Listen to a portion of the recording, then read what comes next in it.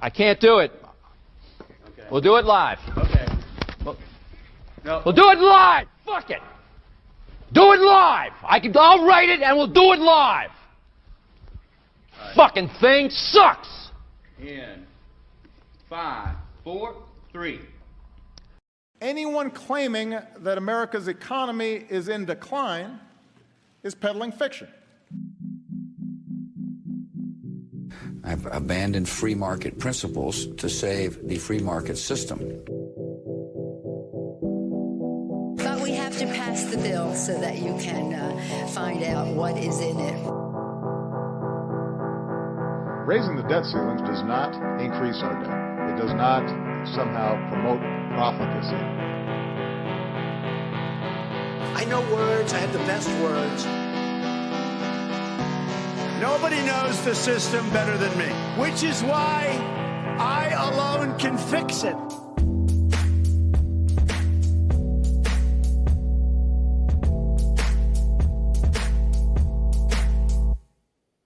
What's going on, everybody? Happy Friday, and welcome back to the Peddling Fiction Podcast. I'm your host, of course, the voice and soul of so-called fiction, Johnny Profita.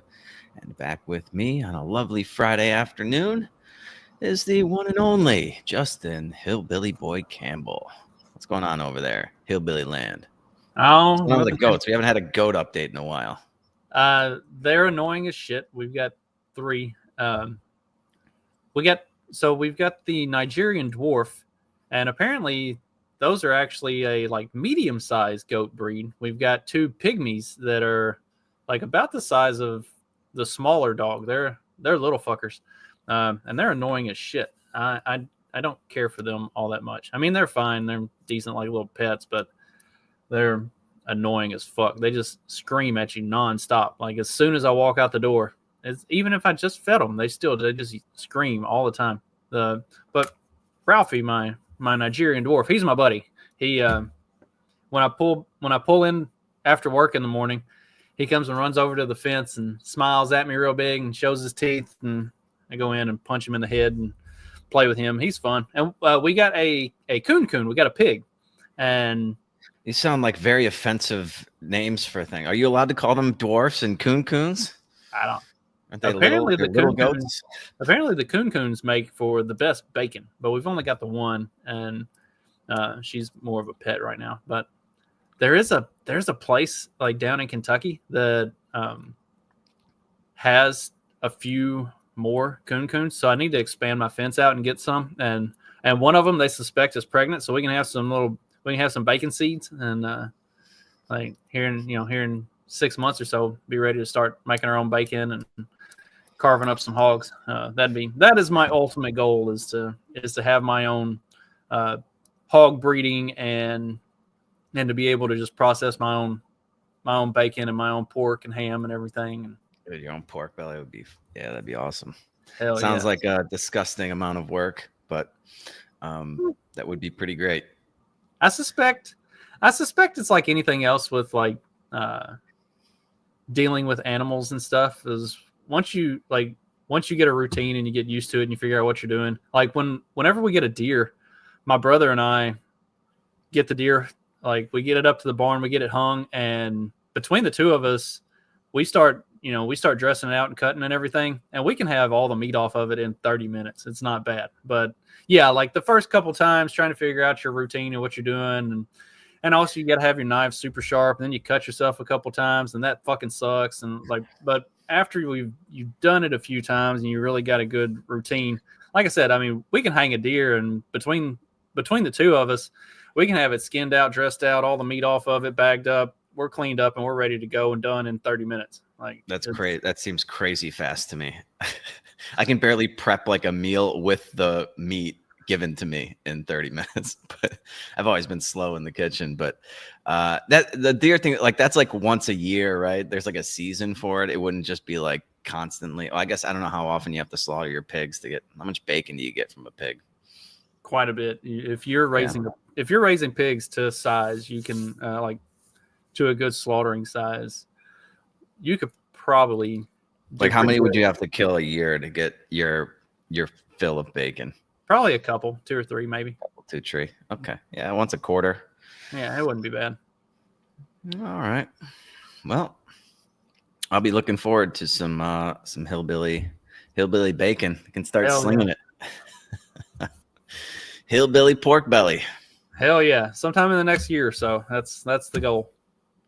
Oh, that'd be cool. Yeah, I can start packaging that out and shipping it. Apparently, so a buddy that does bacon. a buddy that does coffee, Fox and Sons coffee. He's running into a bunch of issues with the state of Michigan for the way he stores his coffee, because the coffee is not because the beans aren't roasted on site. He just stores them there at his house, like they're roasted somewhere else, and then he stores them there at his house, because his house isn't like either an office space or a shop or a like storage location. The Michigan Department of Agriculture is trying to shut him down from being able to sell coffee because he stores it at his house. So he's having to explore different ways or a different venue for where to store the coffee. This is the shit that whenever Trump talks about deregulation, he's not talking about making everything unsafe. He's talking about cut the bullshit like that, where the guy who just is trying to sell coffee out of his home isn't allowed to, because even though he's got 2 different licenses and 3 different permits and all this other bullshit to be able to just to sell it, period, then they won't let him do it because he doesn't have the right storage facility. What Imagine the horror of what kind of a country would we be if people were just storing coffee in their house? Just without government. Who would prevent you from selling coffee to people? Right? It's fucking nuts. Yeah, unbelievable. Yeah. And by the way, that's one little regulation in one industry. There's thousands of these in every single industry. Johnny the Jew, some of you longtime listeners might remember, he's slinging empanadas these days. He's Johnny Empanada now on TikTok or something. Met some TikTok. He went viral on TikTok for empanadas. I probably should have mentioned that a long time ago. You can get some empanadas from him. But yeah, he's really come, I think, a lot closer to libertarianism after having to deal with those kinds of regulations. Trying to figure out ways, even just he was getting shit for selling them at farmers markets and stuff, or just going into a park in Chicago and be like, hey, I made some empanadas. Does anybody want to buy them? And, it's like a 50-50 mix at this point, retard fucking woke people being like, oh my God, this is so unsanitary. And you need the health, we need the FDA and the health department making sure you're not poisoning people. And then, there's other people who's he's also had to deal with hiring people, trying to find people that will work for a wage that makes the numbers work, when you're making empanadas, and running into a lot of issues with that. Believe it or not, these woke, lazy fucking American college kids don't make good workers. Whoever would have thought? Yeah. I think it's talking about the, the FDA and USDA and all these different restrictions and stuff. I got another buddy that we've done a few different shows talking about different ag related stuff, and he does chickens. He processes chickens professionally and sells and bags up chicken meat and sells it at markets and online, and he has a decent sized business off of that. And he lives in Florida where it doesn't get cold enough. So kind of with everything else, they can more or less grow chickens year round. Whereas here it gets cold where you kind of have to back off unless you're running a big factory operation where you've got greenhouse type things and barn, chicken barns and stuff. If you're free ranging chickens the way he does down there, then you kind of have to take a break in the winter when it gets cold, because they need to roost and stay warm. But down there, he processes chickens 3-4 times a year, and gets a batch in, grows them, and then processes them and sells them. And yeah, like talking to him about all of the permits and the different stuff that he has to have, and the different stuff that he has to go through with the like the state regulation agencies, the Department of Agriculture and all of that stuff, every single year with all of his licenses and his permits and the inspections that they do, just to go like sell bags of fresh chicken at fucking farmers markets. Like, it's insane. Start your own business, and if you don't become an anarchist within a couple months, like, something's fucking wrong. You're doing something 100%. Wrong. Yeah. You'll immediately understand that the minimum wage is complete bullshit. All of these regulations are ridiculous because your entire livelihood is based on people wanting to buy your chicken. You start selling diseased, shitty chicken, that's it. It's over. And all of that work that you did up to that point, the entire investment in time and labor and capital investment and everything like that, it's all down the drain. So you don't need the fucking government to make sure that you're storing your coffee properly. It's like, if he wasn't storing it properly, it wouldn't be good coffee. Nobody wants to buy it. He's going to take good care of the coffee because he's invested in it. He has a vested interest. Yeah, it's amazing how was it like Florence Nightingale syndrome or whatever? Like, was it when you get captured by you start to fall in love with the guy that captured you or whatever? Oh, Stockholm syndrome. Stockholm syndrome. Thank you. It's like we have government Stockholm syndrome. They're abusing the shit out of the American people. Half of them seem to realize it, and the other half are just crying, yes, daddy, can I have another? I just saw a post on Twitter. This guy's like, do you agree or disagree that the U.S. is like more oppressive than the government, the people that came over to America were trying to escape? I was like, dude, this isn't even an agree or disagree. This is objectively true that we are living under a much more oppressive government than the one that we escaped from. And if they had known that the United States was going to turn into this, they would have never fucking declared independence. We would have been just better off. In their defense, they did everything possible to build this thing to not become this. And then as literally always throughout all of human history, if you follow democracy every time it's been tried, this is the way that it always goes. Without fail, this is what ends up happening to every democracy.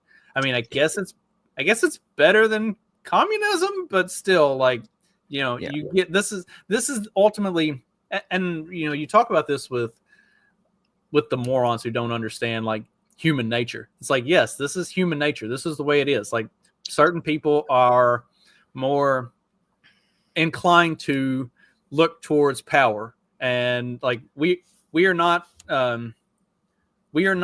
naturally a bunch of like hippie commune free love types. Like, we're looking out for number one, and whatever is best for number one, that's what you're going to do.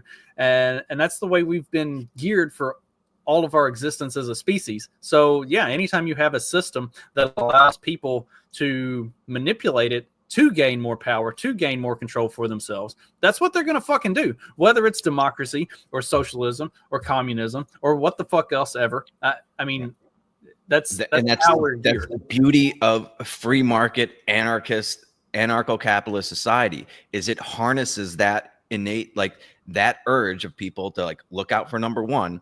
And the only way that you can do that is by providing something of value to other people. There's no other way to do it without, like violating somebody's property rights, which would be, punishable by death in Johnotopia. But yeah, that's the beauty of it. And yeah, democracy, it has better highs than communism, and it's just like a slower death. But it really seems like we're at the end of this life cycle of this democracy, when you look at just where we are financially speaking, and the people that are in charge of this thing just not being. It's so funny that the bigger the problems get, the worse and like less serious the people in charge are. Like cartoonishly ridiculous people in charge of our government, the worse the problems get. 36 trillion in debt, trillion a year plus to service the debt. Janet Yellen expressed regret recently. She's sorry for adding over 15 trillion, presiding over 15 trillion increase in the debt. Part of that was when she was the first woman Fed chair. Congratulations, 6.8 trillion. And I did a whole thing. Secretary. I did a whole thing when Biden named his cabinet on, like, I think I just did one episode of my own show talking about Janet Yellen and who Janet Yellen was and what Janet Yellen had done as the first female head of the first female Fed chair. It's like nothing but bad came out of that. And this is the part, like, man, I mean, if anybody didn't see this coming, I feel bad for you. Like, learn how to read the fucking writing on the wall with some of these characters. And to my defense, I will do the same thing with Trump's cabinet picks whenever they get confirmed. Like, I'll go through and I'll look at them and we can talk about how good, bad, or otherwise they're going to be too. But like some of the Biden picks, it was just like, holy fuck, is this like really the person that we're going to put in charge of this, like with their track record? This is what we're going to do? Wow. Yeah. Even just listening to her talk, like her voice was just nails on a chalkboard to me. That would have just been disqualifying in and of itself. But yeah, I don't know if maybe I should I don't need to show the chart, but it does tell you something. Like, she was Fed chair, vice chair, and chair from let's see, like the end of 2010 to the beginning of 2018, and that was 6.8 trillion in debt. So about, we'll call it 8 years, right? 6.8 trillion, and then in 4 years as Treasury Secretary, 8.4 trillion in debt increase. And you got to remember that the 6.8 trillion over that course of time was monumental. That was pre-COVID spending. So right, that was like we got to get out of the Great Recession. That was QE 1, 2, and 3.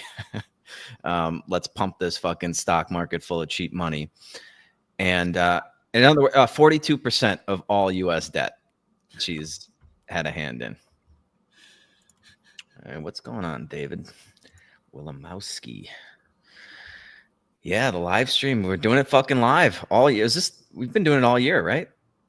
We started doing it live a couple years ago, I think. Really? Yeah, know, dude. I can't keep track of anything. Maybe it was. Maybe it just has been live for this year. I think like every time we did it live this year, we did it a few times. We started like every once in a while. Yeah, we would do like Fridays last year. Yeah. So yeah, Janet Yellen, she's regretful about that. Oh well, whoops-a-daisy. 42% of all the U.S. debt is kind of my fault. Okay. Yeah, this is what the end of a democracy looks like. You just look at these charts of the debt just skyrocketing. It's impossible to stop it now without Javier Milei type intervention, which nobody's, even Doge isn't considering that. There's just they take the three biggest things off the table and then like, yep, we can rearrange the deck chairs on the Titanic for a while. And that's why Trump has to bully people into using the dollar. We teased this one, I think, on the last episode, right? Yeah. Speaking of, the idea that the BRICS countries are trying to move away from the dollar while we stand by and watch is over. We require a commitment from these countries that they will neither create a new BRICS currency nor back any other currency to replace the mighty U.S. dollar, or they will face 100% tariffs and should expect to say goodbye to selling into the wonderful U.S. economy. They can go find another sucker. There is no chance that the BRICS will replace the U.S. dollar in international trade, and any country that tries should wave goodbye to America. BRICS, for those who don't know, is Brazil, Russia, India, China, and what's the other? What is the S? Is it the Saudis? It might be the Saudis. Let's see. Hang on. Brazil, Russia, India, China, South Africa. Oh, South Africa. Yeah. Iran, Egypt, Ethiopia, and United Arab Emirates. Yeah. Okay. So yeah, it's expanding. It's like the almighty dollar. It's like, dude, You guys have beat up the dollar. Oh yeah, Ariel coming through with the. We didn't even need to look that up ourselves. And Magoo. All right. What's going on, guys? Thank you for that. Now we know who's watching.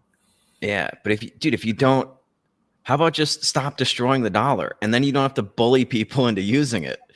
It's like, dude, if you didn't trash the 99% of its value over the last 100 years, they'd be happy to use it.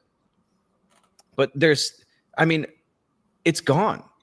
We've had runaway inflation the last couple of years. I mean, yeah, it's back down to their bullshit 3% figure. If you actually believe that, that's what they'll cop to. But that's, again, even if that is at 2.5, 3% a year every year, look at that over, a 10-year period. That's a big chunk of your purchasing power. So yeah, all these other countries, yeah, why would they want to do this? Why would they want to use the dollar? Well, like how's the euro doing? I remember early on when the euro came on, it looked like it was going to be a threat to the dollar, and then the euro got kind of weak, and then they had Brexit happen, and there's been a bunch of other stuff. I think. Yeah, no, the euro is almost at parity, I think, with the dollar last time. Let's see. I know they were getting close to running even. Let's see, euro USD. Pull it up right now. Yeah, it's €1 is worth $1 and a nickel. Dollar, yeah. 1.049 as we speak. And yeah, I mean, that's even just at the beginning of October, it was at 112. So, I mean, that's a big move in the currency markets for you guys that aren't familiar. That's a big drop over the last, 2 months, not even 2 months. And yeah, it just broke some structure to the downside. Let's see. Yeah, I mean, dude, it might just keep going. It might be parity. But that's the thing, all these are all kind of the same, these fiat currencies. We have all these central banks that are all making the exact same mistakes in unison. So yeah, compared to, they're like, oh, well, the US dollar, it's still the cleanest shirt in the hamper or whatever they fucking say. But it's like, okay, but why do we have to wear dirty clothes? Like, let's get a nice fucking clean suit on. And that's what the BRICS organization is like kind of talking about. I don't think they've decided on exactly how they're going to structure their currency, but it's supposed to be backed by something, right? It's not just going to be fiat. Did I lose Justin? I think we lost the hillbilly. He's frozen. So anyway, this idea that you're just going to threaten these countries with 100% tariffs, you won't be able to sell your goods to the US. It's like, oh, okay. They can still sell it to a bunch of other countries or consume it themselves. The US, yeah, he's rebooting. He just messaged me. The US, we don't really produce anything. I actually have, this would be a good time for me to, I'll grab the controls here. We can go through real quickly what, because Peter Schiff went through this. He did like a long podcast on the major things that the U.S. is importing. And, we've had these massive trade deficits for it. I don't know, maybe my whole life. I don't know when the last time we had a trade surplus was. I was probably a little kid, but, they've just been getting worse and worse, just massive trade deficits. So if you think about what's happening here, it's like we send the world our increasingly worthless dollars that lose value, more and more value every year, and we get all of these cheap goods. So yeah, he's back. He's back. I was just about to go through, I was going to play the clip Peter Schiff runs through just everything that we're importing. And then we'll circle back to the BRICS thing. Hang on, let me see here. Share my screen. Yeah, this one. All right. Let's go and roll this. Over that exhaustive list, which isn't the total list, of all the goods that Americans import. If anyone wants to say that we've got a strong economy, if we really had a strong economy, we would not be importing 95% of our consumer electronics, 80% of our furniture, 85% of our toys, 95% of our clothing and textiles, 99% of our shoes, 99% of our bicycles, 70% of our auto parts, 90% of our sports equipment, 90% of our jewelry and watches, 80% of pharmaceuticals, 80% of power tools, 90% of luxury goods, 90% of batteries, 80% of office supplies, 75% of plastics, 90% of kitchen and tableware, 85% of stationery and art supplies, 90% of our camping equipment, 85% of our musical instruments, 80% of pet products, 70% of cosmetics, 90% of small vehicles, 70% of home improvements, 70% of building materials, 60% of household appliances, 70% of medical equipment, 100% of our coffee, 85% of our seafood, and 50% of our produce, right? We would not be doing that if we had a strong economy. All right. I mean, dude, those numbers are just like fucking staggering. The lowest he got, which actually kind of surprised me, was 60% of household appliance. I don't know. There must be like one appliance or something that's bringing that number down. I don't know what it is. Because all of these appliances, I feel like, are fucking cheap imports. At least the ones that always break would break on my watch. But yeah, I mean, 80 to 90% of, like, you know, these are things that you're buying every day. These are like major purchases that you're making. So like we do in a lot of these things. Okay, yeah, we're making 20% of it, 15% of it, maybe 30%. So we have some capacity to produce these things on our own. But it's like, dude, if you put 100% tariff on the countries that we're importing these things from, that's going to, I mean, you're losing 80% of the fucking market right there. So the price is going to fucking skyrocket. And then we have to spend the time to retool factories, train worker, like all these fucking idiots with sociology degrees are going to have to learn how to fucking make things. Like, how long is that going to take? To be fair, they're not going to learn how to make a whole lot of things so much as they're going to learn how to stick a piece on a robot that then makes it for them. Like, okay, so like, for instance, AI could save us. Yeah, he talks about like the percentage of cars that are imported. One of the interesting things is, like, when you look at the Japanese car companies like Honda, Hyundai, Toyota, all of those cars are made here in the U.S. Like, they bring the parts in from other places, assemble them here, but they make everything. They make it here. They assemble it here. It's the U.S. car companies, Ford and GM and all those. Those are the ones that have outsourced to Brazil and Mexico and everywhere else, and are sending their cars back. But the Japanese, they figured out, you know, you can bring the stuff in and make it here, and the whole system is automated. Like, my wife does hiring for a company that staffs one of those companies, and none of it's skilled labor. Like, they bring these people in, they train them for a week, and then they stick them on the line, and all they have to know how to do is, like, pick up a part out of a bin and then stick it in this thing, and the thing does it for, like, everything else. Like, there are very few, like, actual skilled labor jobs, like some fork truck driving, some of them that have to actually, like, put the dashboard itself in, like, the dash itself inside the car. But other than that, it's just like, make sure the machine that's doing this for you doesn't fuck up, and, you know, keep feeding parts to the machine so that it can do the job.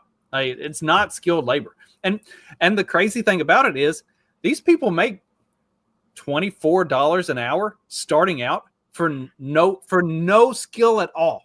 Like, a week worth of half-ass training, and then you make $24 an hour to just stick shit in a machine.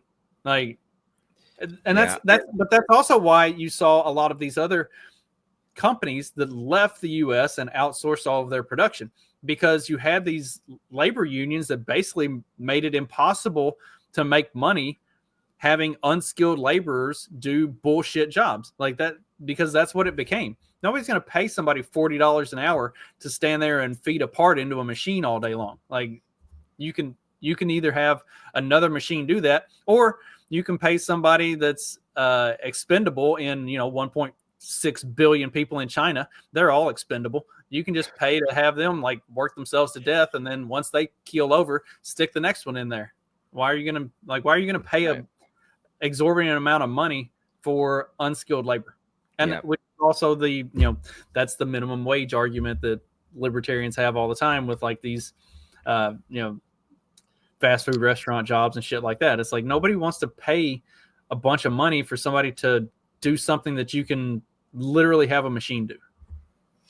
Exactly. Yeah. And well, pretty soon, even the machines will be cheap enough and they will get it figured out where you don't even need the unskilled labor to do that one part where they pick one thing up and they put it over here. Pretty soon, like that portion of it will be gone too. So yeah, it's interesting. Well, it's going to be hard. It's going to be harder and harder for these big unions to keep doing that. Like Trump met with the longshoremen, and they had a really nice conversation about how important the longshoremen are and all of this stuff, that and the other. But at the same time, you've got Joe Manchin and Kristen Sinema on their way out the door, blocking Biden from putting a really pro-union guy on this big labor board that would have given the unions like stranglehold control over labor through 2026. And instead they blocked it. They're not going to get anybody confirmed. So Trump will be able to name somebody to this labor board with guaranteed or almost guaranteed that it's going to get through the Senate and that they're going to get confirmed. So like, Joe Manchin and Kristen Sinema stuck it to the Democrats one more time before they both leave office. That's amazing. Yeah, that's pretty funny. That is pretty funny. We'll see. I wonder what Trump will like. What kind of person Trump would put in there? See, that's what's going to be interesting. Is yes, I understand where Trump is coming from on like meeting with the longshoremen and wanting to protect American jobs on some of that stuff. But also, if you've ever had to deal with like dock workers and especially like the piers in New York and stuff, they are absolutely fucking useless. Like not a single one of those motherfuckers is worth a dime, much less the $100 an hour that they make or whatever the fuck it is. And it's something insane that these dock workers get paid. And like, they don't do a fucking thing. Holy shit. It's just like, and they'll shut down for no reason. Like,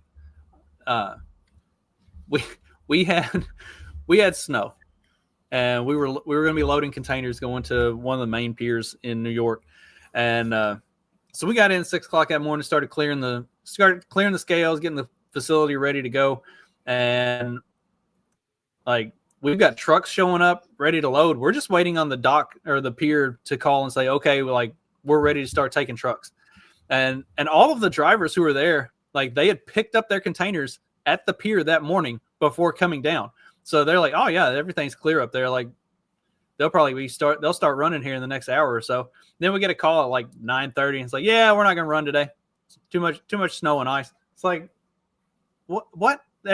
We've got 12 truck drivers sitting here. Every one of them picked up a fucking container there this morning, said there's literally nothing, but you're shutting down for the day because there's too much snow. God, I mean, and the number of times that happened just over the course of like 2 months, fuck those motherfuckers. They don't deserve a goddamn penny. Not one of them. I mean, that's the kind of incentive structure that's built into these unions. Like they don't worry about their job security at all. And the way they handle stuff, like you load those containers knowing that whatever you put in those containers is just going to get like tossed around and destroyed. Like they're going to take the crane and grab it and just boom, slam it around. Like it's nuts. Like, yes, I am 100% convinced that a machine could do this job faster and more efficiently than any single one of these motherfuckers for way, way cheaper. So like, I understand Trump has to say the things to them to keep them happy, but at the same time, that is one industry that could completely be overhauled with full and total automation and make everything a million times better. Well, yeah. And then, it's going to be pretty interesting to see how the entire like economy gets reorganized with all this AI and automation and stuff coming in. It's a pretty interesting time to be alive, but there's a lot of these types of jobs are going to be going away.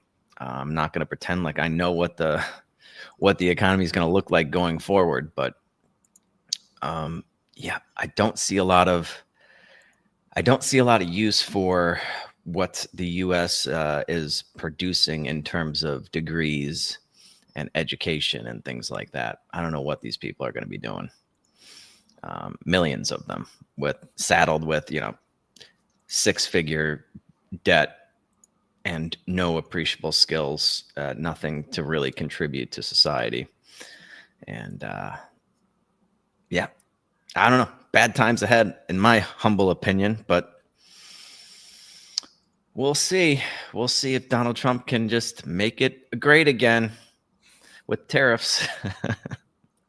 Well, and that's the thing with the tariffs. Like, it's not, the tariffs aren't necessarily about bringing consumer costs down so much as putting pressure on the countries who he's dealing with to make deals with Trump and with the United States to make other things better. And also to put pressure on some of these companies that outsourced all of their production to bring some of that back and start making stuff here in the US again. Like, if you put the pressure on, high enough pressure on them to return labor to the US. I mean, there are, talking about the clothing and stuff. There are, I know of at least 3 like big former clothing plants that made blue jeans, that made t-shirts and stuff, that are still sitting, like, they have all the equipment in them. They just don't run anymore. Like, they shut down 20 years ago or so. And now parts of the building will be used for storage, like will be rented out for storage space. But otherwise, they're just like sitting there because all of that production got outsourced to fucking Mexico and China. Maybe your boy can store some coffee in there. I told him this garage has its own address. Like, we can call this a storage facility. Like, how do they even know where he's storing it? It feels like something I wouldn't fucking tell them. I'd be like, yeah, none of your goddamn business. Shit. Oh man, the government is just up everyone's ass, man. It's crazy how much they know about you. If Trump can turn some of these trade deficits around and everything, he might live up to his Person of the Year designation that Time gave him. Yeah.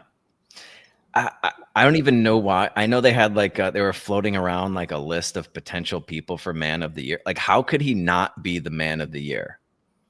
Survived 2 assassination attempts, reclaimed the presidency. He's only the 2nd person to do that in American history, right? And he's just fucking Donald Trump, dude. He's just like, I don't know. Well, how could it be anybody but him? They actually wrote so the article itself for Person of the Year, they interview him and ask him a lot of questions and stuff, and it's actually a really good read. I highly recommend it for anybody that's interested.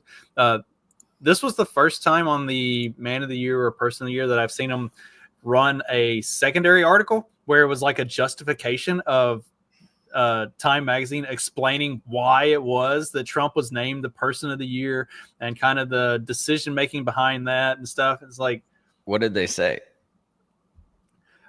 Was it the assassination? Okay, so Man of the Year or Person of the Year is not based on who's the best person on the planet. It's who has been the most significant, who has been the most influential, who has had the biggest impact on the news and on the storylines over the course of the year. And so that's how they explained it. It wasn't like, oh, we're not trying to say that Donald Trump is the best person ever. The same as that's not what we were saying when Adolf Hitler was named Man of the Year. It wasn't because they didn't name Adolf Hitler Man of the Year because he was great. They named him Man of the Year because he was the most influential figure in that year's, like, everything going on. And so again, we're making the let me see if I can find it, because on the official post, the Twitter post, there were a bunch of people that were also making that comparison. They're like, oh, yeah. It's the 2nd time Hitler's been on the cover or something. Just like Hitler is what they. Yeah. Cue the fucking predictable retardation. Time is a loop. Yeah, they named Hitler. They named Hitler Time Person of the Year for a 2nd time, apparently. Yeah. Well, actually, this might have been a 3rd time. I think Trump was named Person of the Year once before as well. Right. Yeah, I think he was. And then there's people like post Kamala Harris was in the talk of like for what? And that was something that they talked about in the justification article for why did we name Donald Trump Person of the Year. And the guy who wrote that even said like there was really no competition for this. Like it was going to be Donald Trump, especially after he won. Like, well, yeah. Also, he's being like, he has like 4 court cases against, like, It was like if he hadn't won, then there could be some justification for it being Kamala or somebody else. But as soon as he won the election, is like, okay, like hands down, all of the iconic like imagery from this year is Donald Trump. You got Trump's mugshot. You got Trump in the McDonald's picture. You got the fist pump after the assassination attempt. You've got Donald Trump shaking hands with RFK Jr. with the fireworks going off behind him on the state. Like all of the most iconic imagery of this past year has just been like Trump stuff. Like dude has set the tone for all of 2024. How do you not make him Person of the Year? Yeah. And it's just great how many people get triggered by it. Oh, Don Lemon just had a full on like meltdown. Yeah. I thought Don Lemon was like leaving everything, but I guess he's still making videos somewhere. Now, if they wanted to make someone Person of the Year, they would have made someone who, and my God, I'm sure he loves this, right? If they wanted to make someone Person of the Year, I don't know, they could have done it with any person. People, they could have done it to someone who actually stood for they could have named anybody. Democracy in the country. Now you think about what encompasses Person of the Year. Democracy. What did Trump do? Just because you are elected president of the United States does not mean that you should be Person of the Year. What Time Magazine? What are you doing? Let me ask you, Time Magazine. What do you say to the women who, I guess, still read Time Magazine? Or the women who don't they do like a whole Time 100 thing or something, which, what about the women who are on that list? What about that? I'm sure some of them will had dealt with issues that women have to deal with, like discrimination in the workplace, SA, all kinds of things. You have someone on the cover of your magazine who is an adjudicated assaulter. You have someone who inspired an insurrection. You have someone who, without a doubt, the evidence is there, tried to overturn a free and fair election. You had someone who had multiple criminal counts and found guilty on multiple criminal counts.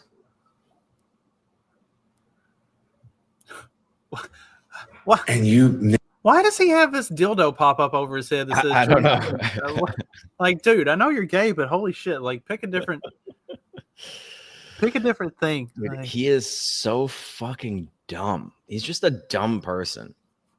There's no way this guy would have had any sort of career if it wasn't for DEI. I am 100% convinced of that. Like, well, if they wanted to name somebody, they could have named I don't any know. person, anybody, somebody that stood for democracy, right? Yeah. Hang on, let me write that down. They could have, yes, they could have named anybody. And they could have named, somebody who was undergoing workplace harassment, because that's cover Time Magazine material. And then he proceeds to list all these things that's going on that Donald Trump's in the center of. It's like, yeah, that's part of the reason why he's there. To their point, it's not like, oh, this is the greatest person that we can think of for the year. It's like, no. He's an adjudicated rapist. Even if he actually had incited an insurrection, that would be worthy of the Time Magazine cover in and of itself. Just that one thing. But there's a bunch of other things that he accomplished as well. It's like, he's just such a fucking idiot, man. It's unbelievable. But yeah, what's he posting on now? Because that was on Twitter. Is he on Blue Sky? Yeah. Has to be Blue Sky, I guess, right? I don't know. Yeah. Or no, I think he just went to YouTube or something, right? He's just like, yeah, I'll just be putting stuff on YouTube. So maybe that dude downloaded it and reposted it on Twitter. Well, I mean, and maybe it's fitting that Trump is named Person of the Year. Trump's popularity soars as more Americans approve of him than disapprove for the first time ever.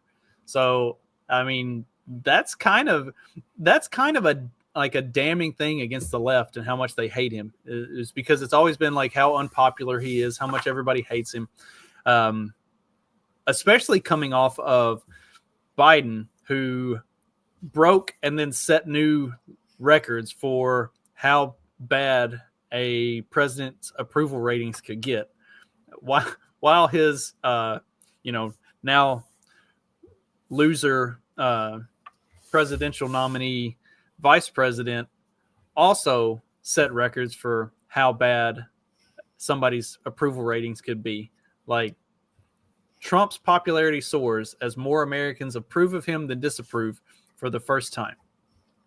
Yeah, and you can just kind of feel like he's not nearly as toxic as he was the first time around. Like, there's people doing the Trump dance, professional athletes on TV, just people like, dancing around like when they're having their own party. Like, it's funny to do Trump stuff now. It's not like, oh my God, Hitler, let's protest. Like, they would be, if this was 2017 or something, they'd be huge protests in the street in front of Time Magazine building or something, I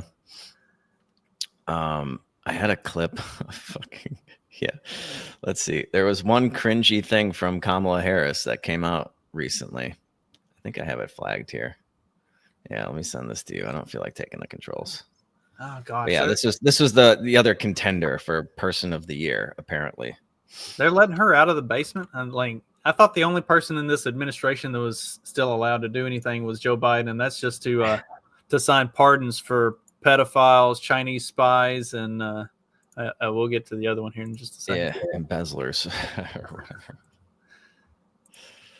I give you permission that if you are going to someone's house who doesn't know how to cook, bring your own dish. You know what I'm saying? I'm all about no regrets. Man, is she just, wasn't that funny? It's hilarious. Is she just spending like 100% of her time smashed? I hope so. I mean, the way she's like, the way her face looks and everything, and her mannerisms, like it's more unhinged than. Remember how haggard she looked when she got back from Hawaii too? Oh, man, like. Although I will give her credit to be wearing heels like that and be that drunk. That's impressive. Yeah, but look how dude, it's just, again, like, that wasn't even close to being funny. But she has to have the cackle go and like extend it out. Like, wasn't that funny? No, that was, again, as cringy as almost anything else you've done, which is why nobody likes you. Just stop it. Get out of here. Who's like listening to this? Why? Yeah, who's like, Kamala Harris is getting behind the mic. Let's all go fucking stand there and listen to what she has to say. I have no idea what this was in reference to. Why she's talking about like Thanksgiving or something. I don't know. There's an Air Force insignia cover on the bass drum on the drum kit in the background. So maybe this was a military appearance thing, like for Thanksgiving. Rally the troops to. Okay. Oh no! It says this was a Christmas party in Washington D.C. So I don't know. Yeah. Okay. Wow. But yeah, I mean, like, dude, remember how fucking awful she was. It's you almost forget. It feels like a really long time ago that we were listening to her give fucking cringy speeches. It's only like a little over a month ago. And oh boy, I do not miss it. Dude, imagine that for at the fucking having the reins for 4 years. Oof. Apparently, speaking of walking around in heels while drunk, apparently Nancy Pelosi fell in Luxembourg and broke her hip today. And this comes after like less than a week after Mitch McConnell falls in the Senate and like breaks his wrist. Like maybe these fragile old fucks need to be in a nursing home, not in fucking Congress. I don't know. It's wild that there are this many fucking geriatrics in politics. They're like fucking like he had like a stroke or something on TV like a couple of years ago. Not even a couple. It was literally last year. Was it last year? The problem is the motherfucker's not up for re-election until 26. So, or shit, might even be 28. Like he ain't going nowhere. Yeah. Yeah, if he makes it that far. Yeah, it's just crazy. They're wheeling them out there in wheelchairs and shit for votes. It's just like, this is ridiculous. Absolutely ridiculous. You wouldn't have any of these people be greeters at Walmart, and yet they're controlling trillions of dollars. They can send your fucking kid to war. They can blow people up halfway around the world. They can spend hundreds of billions of dollars with the stroke of a fucking pen. What are we doing here? How is this? It's just, I don't know, mind-boggling. 80 plus year old, like, forget even just term limits. How about just age limits? Like, no, I'm sorry, you're too fucking old. You're absolutely too old to do this job.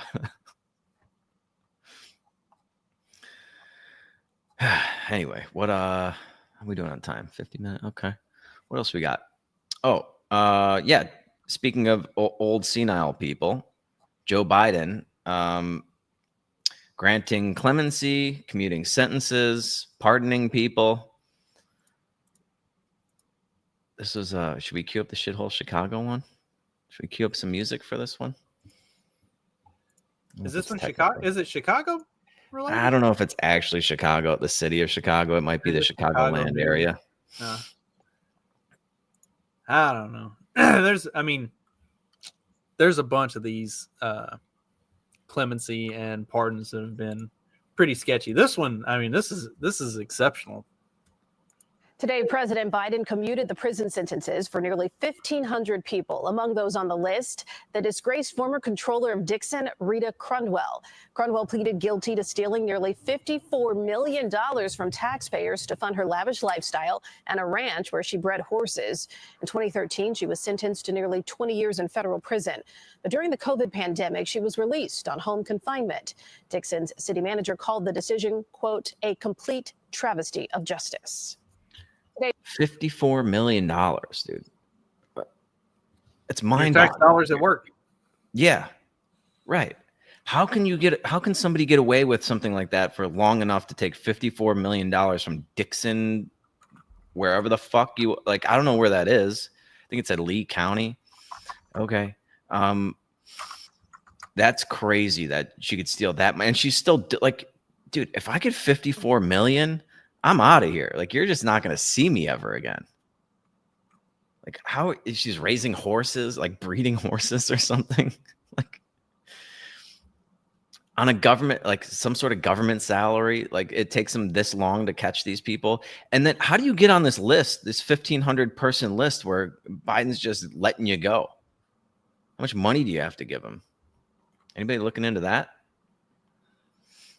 Oh, well, I just looked up. I was trying to find the other ones because there were 3 Chinese nationals who one of them had 47,000 files of child porn on a hard drive, and the other 2 were engaged in espionage, spy-related activities. I was looking that up to see to get some information on them. Apparently, they're not being pardoned or just granted clemency. They're part of an exchange. So we're going to send them back to China, and in exchange, we're going to get some American criminals back from China. Cool.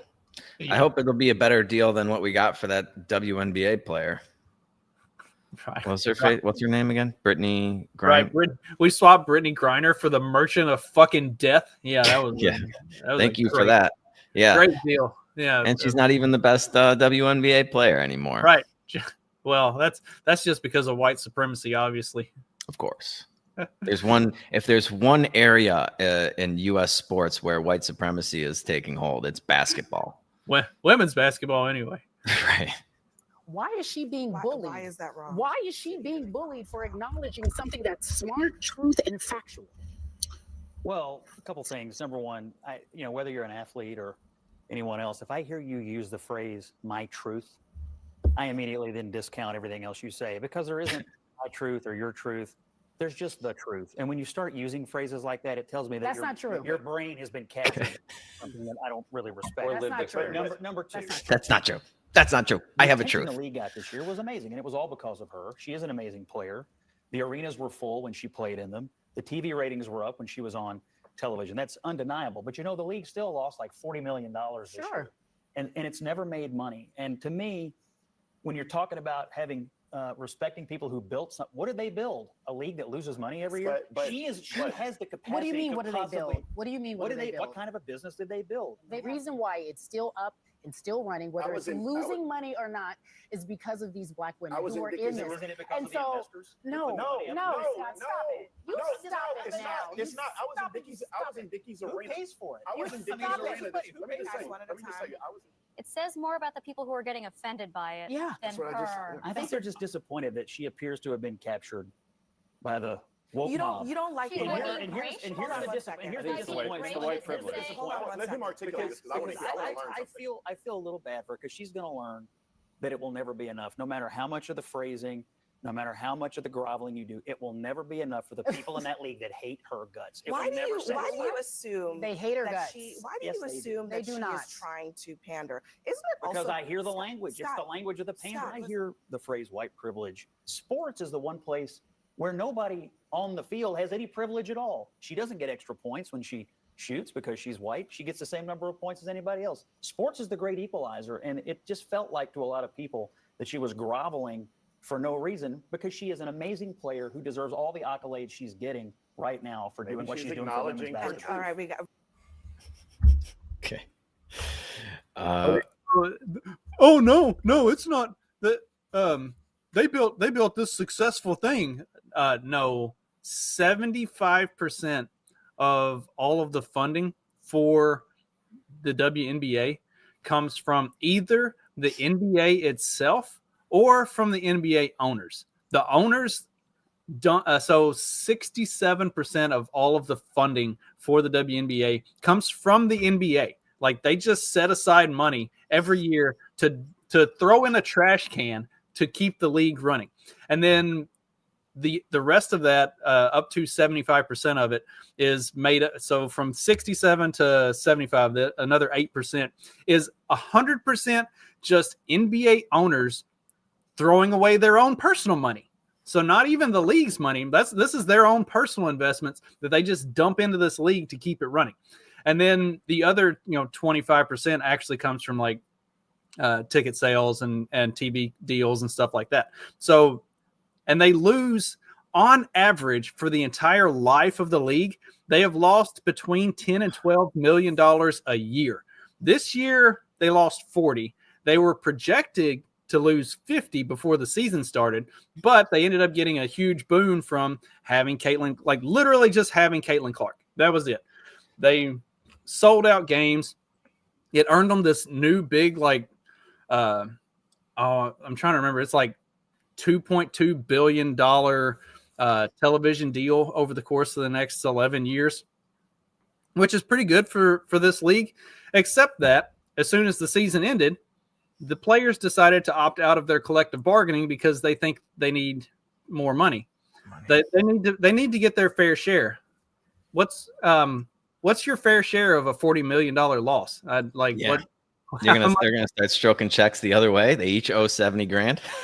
Right? How's this work exactly? But they act like the two black chicks on that segment talking about, oh, well, black women built this and black women did all of this. Okay, cool. What happened in the Olympics when they left Caitlin Clark off of the Olympic roster? Anybody go and look at the historical ratings for the women's basketball in the Olympics? You know what happened to their ratings this year? Nothing. It was the exact same as it was in 2020, as it was in 2016, as it was in 2012. The ratings did not change because they didn't draw the interest of other people. Where the regular season ratings for the WNBA were way, way up, the Olympics hit and they don't have Caitlin Clark, and they're right back where they have been for the entire history of women's basketball in the Olympics. The playoffs, as soon as Caitlin Clark's team got put out of the playoffs, the ratings fell through the floor, went right back to where they have been every single year before. Like, you cannot objectively look at that and say black women built this. Caitlin Clark gave y'all everything that you've ever wanted, and all you did was spend the entire season beating the ever-loving shit out of her, and then made her bend the knee to this woke bullshit. It's like, and if they're lucky, it won't turn the entire fan base that they just gained off to the sport. And if they're lucky, the way they treated her throughout the entire course of the season won't turn their fan base off to the sport, because these are people that like the NBA, that like college basketball, that like the NFL, where these leagues that actually understand how to capitalize on star power, how to build a brand around the star players, the ones who actually bring eyeballs in and create a product that everybody wants to watch. It's why they have the rules in the NFL that protect quarterbacks and stuff, because those are the ones who bring the eyeballs. You don't want a bunch of random fucking thugs going through trying to knock Patrick Mahomes out and break his ankles. If he gets hurt, then your ratings go in the shitter. But the WNBA is perfectly happy to have all these like black lesbians trying to take Caitlin Clark's head off multiple times a game. See, that's you don't build a brand like that. You turn people off from watching what you've put out there. Yeah. Well, and it's just, I don't know. I can't think of the last time there was like a white basketball star, like in my lifetime. I don't. Who was the? No, dude, that guy was like mixed. Well, and like the NBA has several of them now that are kind of coming into their own, but a lot of them are European. You got Luka Doncic, you've got you got Jokic, like, but they're European. They're not like white boys from America. You've got a couple guys that like Mac McClung, who's won the dunk contest 2 years in a row, that he's a white boy. Like, you do have something of a resurgence of white boys in the NBA, but they're not the names, like they're not the name brand that is really drawing eyes. So like Luka and Jokic are to some extent, but again, they're the Europeans, and so it's different. I mean, they're white, but white Europeans are a different thing, you know? Yeah. I mean, yeah, I was alive for Larry Bird, but I was like, 8 years old or something. I mean, would it be so like, dude, these people would have a meltdown if Caitlin Clark was like the face of the WNBA, had like a shoe deal or something, only because she's white. Well, and like the NBA doesn't care.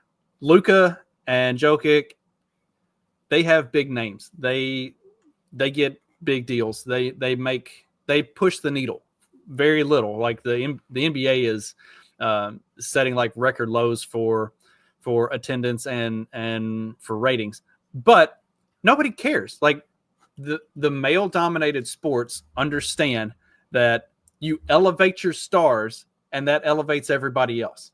Whereas the female dominated sports, and you see it in soccer too, like nobody can be greater than the whole. Everybody has to be equal, which means everybody is equally shitty. It just seems like such a catty woman thing to be doing too.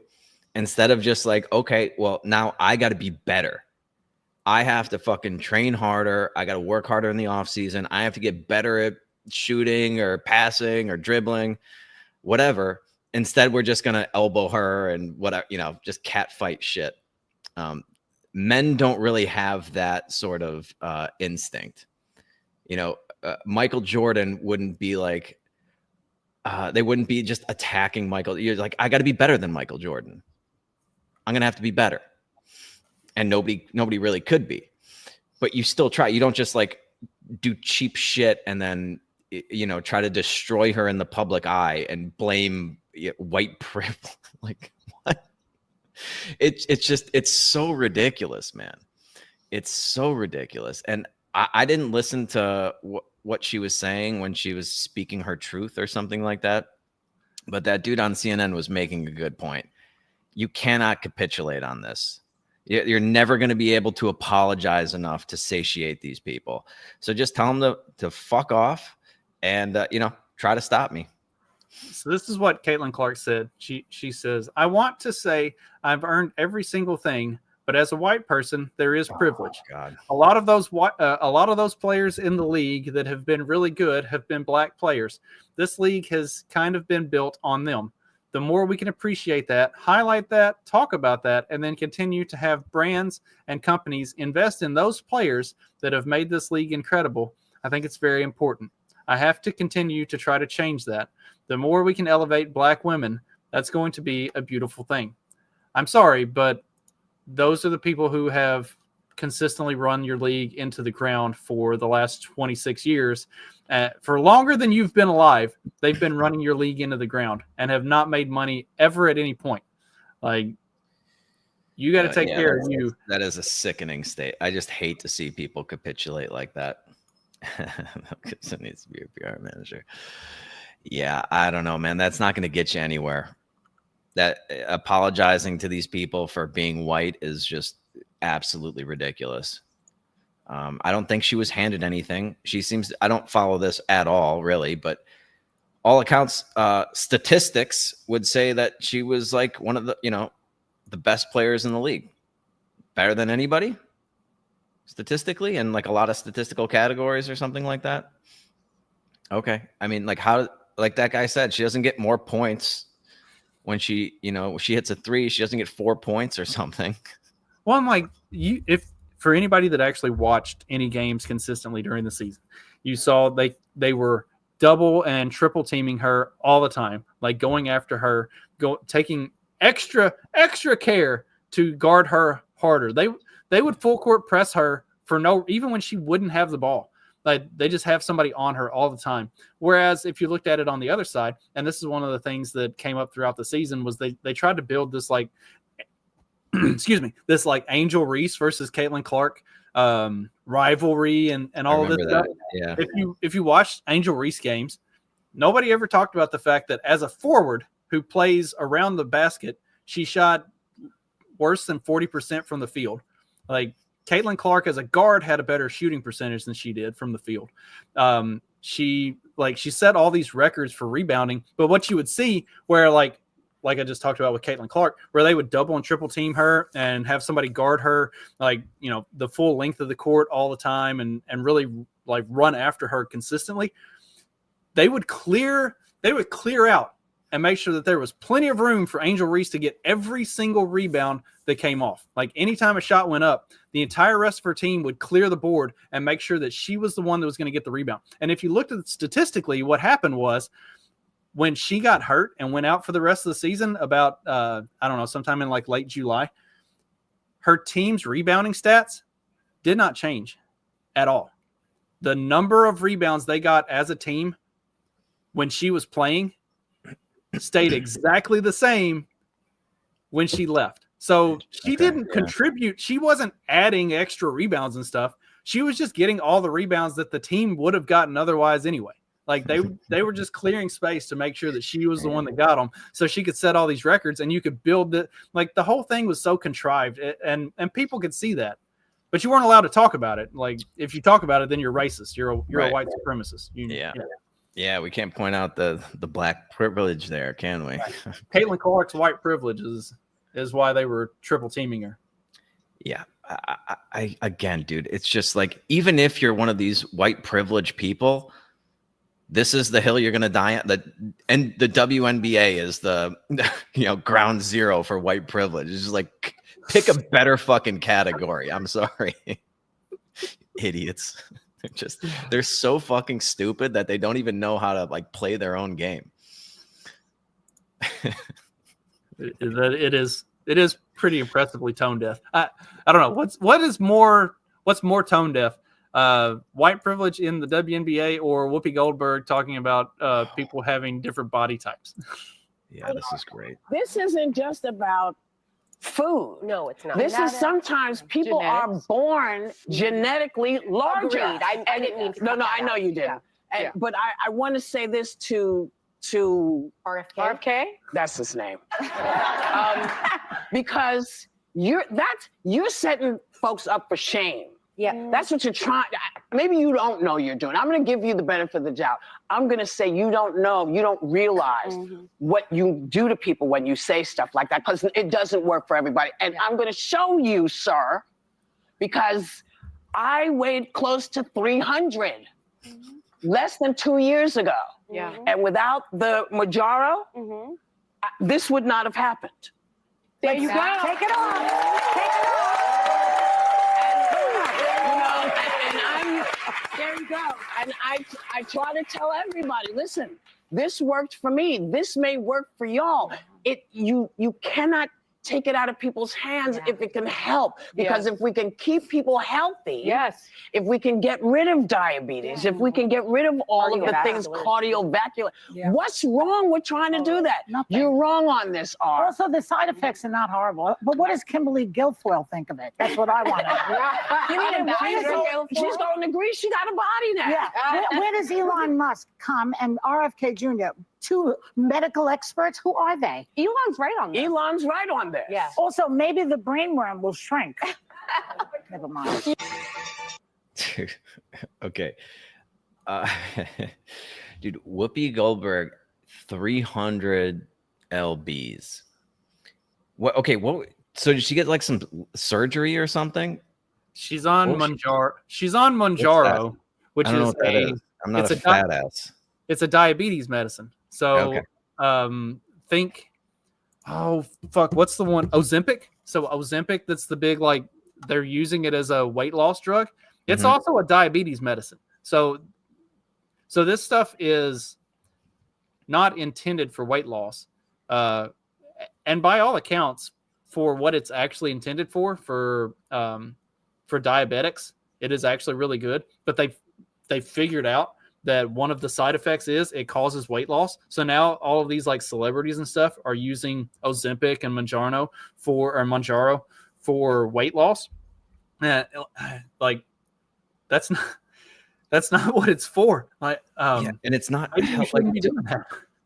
Whoopi Goldberg wasn't always 300 pounds. Some people are born bigger. It's like, I don't know. I remember her in Sister Act. She wasn't a fucking beached whale. Like, she was a little thicker, but how did you go from Sister Act to 300 fucking pounds? That wasn't because you were like just born big. It was because at some point between Sister Act and you hitting 300 pounds, you stopped putting forth any effort. And then you realized, holy shit, I'm a fat, miserable fuck. And instead of putting forth the effort to not be a fat, miserable fuck, you started taking a weight loss drug. Yeah. And in the meantime, you acquired diabetes because you're double fisting cheeseburgers and drinking sugary, crazy drinks. And yeah, there was probably decades of no self-control that got her to that point. So yeah, we can't take these things away. Just don't get there in the first place. Don't let yourself get up to being morbidly obese. How could you be upset with a guy that's like, I want people to be healthier? Like, he's fat shaming. No, I'm fat shaming. He's just trying to get like some poison out of your foods and trying to get Americans to live healthier lifestyles. But yeah, we should be fat shaming these people. We should be shaming people. We shouldn't be like, oh yeah, you're so great at 300. Like, well, then why is she taking these drugs? All right, big is beautiful. Hang on, we got to trust the science, right? All right, so here's two screens for you. Number one, I just explained, Mounjaro is not a weight loss drug; it is a diabetes drug. Is Whoopi Goldberg diabetic? No, Whoopi Goldberg is, in fact, not diabetic. Oh, all right. Is Mounjaro approved for weight loss? No, the FDA has not approved Mounjaro for weight loss. FDA? It has the FDA. Those are the experts, Justin. Right, I know, right? That's gospel right there. the FDA has approved one of the active ingredients, tirzepatide, for weight loss, and the company that sells Mounjaro sells specifically a weight loss drug under the name Zepbound, but Mounjaro is not for weight loss and has not been approved for weight loss. It is exclusively for diabetes. Go ahead and read some of those most common side effects for us. It's nothing terrible. Nausea, diarrhea, decreased appetite, vomiting, constipation, heartburn, and abdominal pain. Only 5% or more of patients. So 5% or what? 50%? Diarrhea is 12 to 17%. That's how they're losing all this weight. You're right. More patients receiving Mounjaro discontinued treatment due to side effects than the patients receiving a placebo. It's like, or you can just eat a balanced diet and go work out every day. It's like an appetite reducer. That's like part of it. It controls your right, blood and that's sugar. what Ozempic does too, if I understand it correctly. Yeah. Dude, there's no shortcut to this, ladies and gentlemen. And taking these, that doesn't sound, those most common side effects, even if it's just 5%, it's like, just going to the gym 3 days a week or something is much better than all of that stuff it's doing to you. I'm sorry. And you can still healthier for you too. Right. And you can still, dude, eating healthy food, like actual healthy food, not like based on the FDA food pyramid. You can have some pretty good stuff.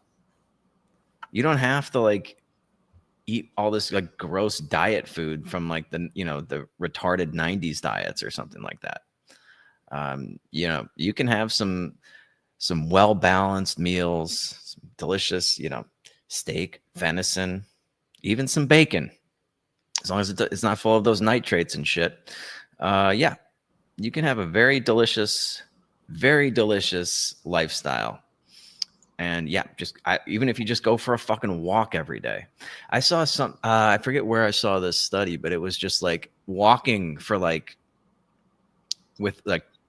within 30, 40 minutes after you eat or something reduces your chances of getting diabetes or something, like, because it does something to like the glucose spiking or whatever.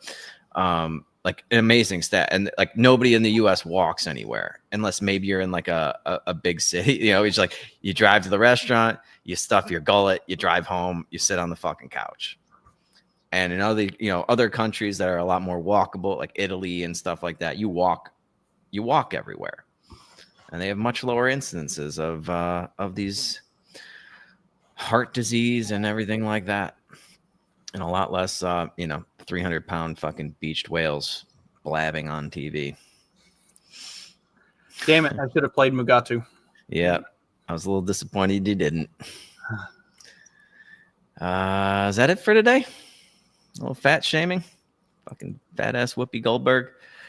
Angry at RFK for being like, let's eat healthier. I guess we can close on this a slightly lighter note.